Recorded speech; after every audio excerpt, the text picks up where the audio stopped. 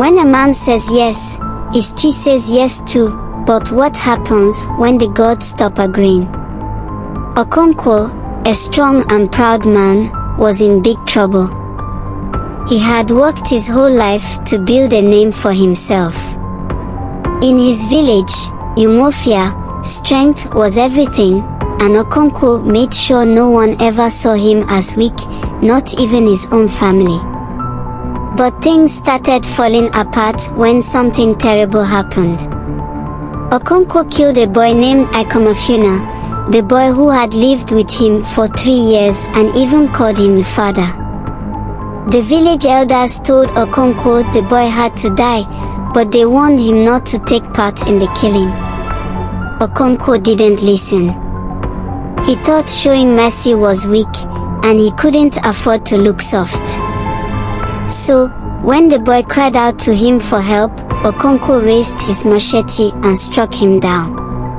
From that moment on, things got worse. First, during a funeral ceremony, Okonkwo's gun accidentally fired and killed a clansman. It was considered a serious crime to spill the blood of a fellow villager.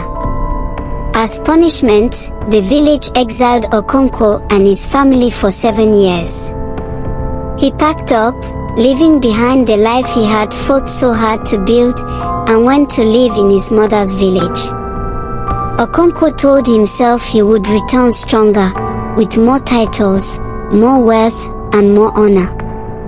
But when he finally came back to Umofia, the place he called home wasn't the same. During his exile, white men had come with new religion and government. Some villagers converted to Christianity, believing in this strange new god that promised salvation. At first, Okonkwo thought it was a joke, weak people chasing after foolish things. But soon, the white men started building churches and courts, and they punished anyone who resisted their rules. Okonkwo tried to fight back, but the people of Umofia didn't rise with him. They had grown used to the new way of life. They no longer wanted war. Okonkwo felt betrayed. The strength he once admired in his people was gone. One day, the white men's messengers came to stop a village meeting. Okonkwo, filled with rage, killed one of the messengers with his machete. He thought this act would spark rebellion, but the other villagers let the remaining messengers go. No one followed him into battle. Okonkwo knew then that it was over. His people would never fight back. The man who lived by strength and pride could no longer survive in a world that valued peace over power.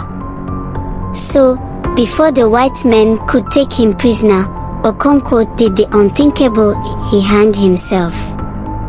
It was the final act of defiance. But even in death, he was shamed. In Igbo tradition, suicide was an abomination, and no one from his clan could touch his body. The same people he once led in pride buried him like a stranger, under the cold watch of the white men.